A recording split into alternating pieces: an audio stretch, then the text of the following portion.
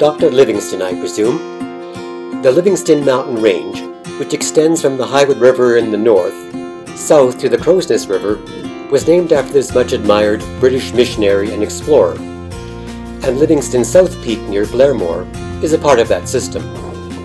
Another famous connection nearby is Frank's Slide, and here across the valley you can see its source on Turtle Mountain.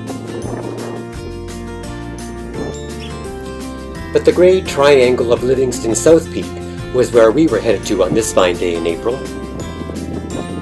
The camera makes it look so close, but not only was it actually 3 kilometers from here, there were 2 sub-peaks in between to deal with.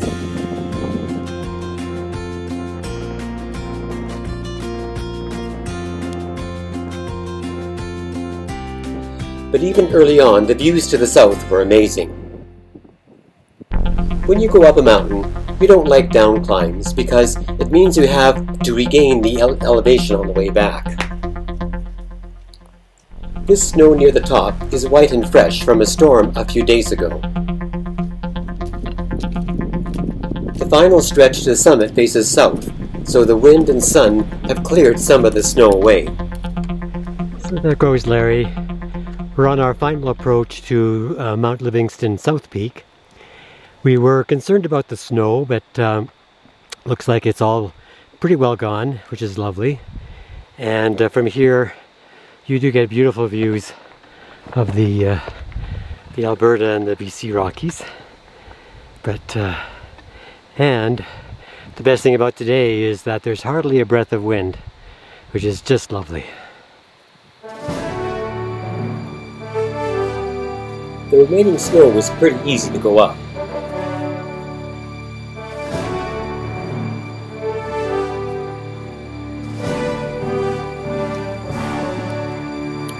There were some people ahead of us, but they all disappeared behind this hump of snow.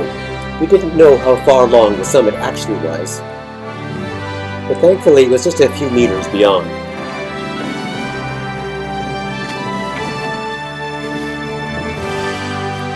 The summit cairn was large and strong enough for me to climb for my victory wave.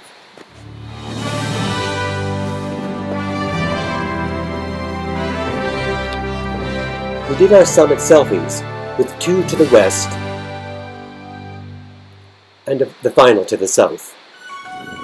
Something we've never seen from a summit was a flock of migrating snow geese passing overhead. And it's always amazing to see insects emerging from the snow. Where Larry gets the energy to run, even if it's downhill, I don't know.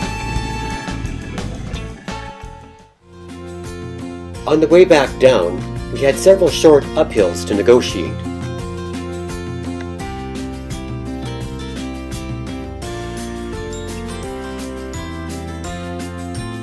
And I must have had good energy too, as I managed to smile after one of them.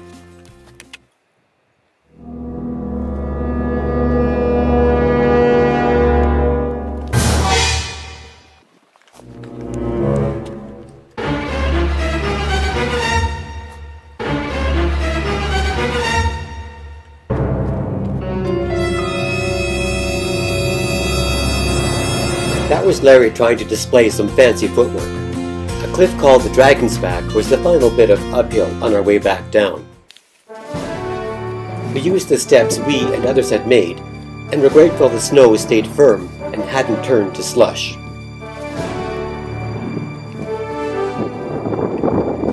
Behind Larry, you can see the wide expanse of the foothills and prairies to the east. It had been such a marvelous hike, and we couldn't have asked for better weather. Close to the trailhead, we got another good look at a sunny Turtle Mountain in front of us. The next day, another snowstorm buried the entire region.